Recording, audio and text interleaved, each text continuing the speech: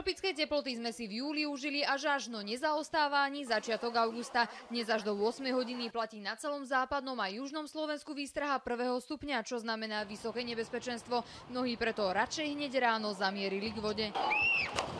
Trávička je pokosená, cítiť voňu sena.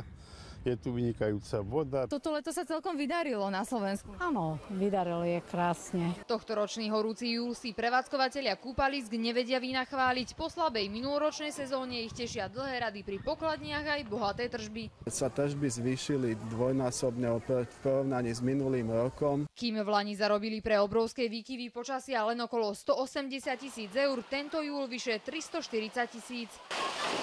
Koľkýkrát ste toto leto na kúpalisku? No, tu na druhýkrát. Asi 7 alebo 8 krát. Fúha, to je celkom dosť. No však viete, že keď je čo budeme robiť? To isté si zrejme hovoria aj návštevníci jazera Kuchajda, kde platí zákaz kúpania pre výskyt fekálií.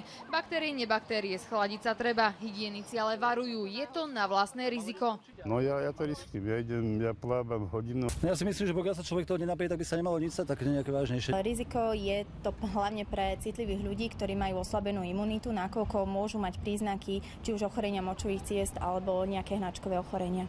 Deti však v takejto vode nemajú čo robiť. Napriek tomu ich v tomto jazere bolo hneď niekoľko. Či je voda nevyhovujúca, si pritom ľahko zistíte na internetovej stránke Úradu verejného zdravotníctva. Katarína Gazdíková, televízia Markíza.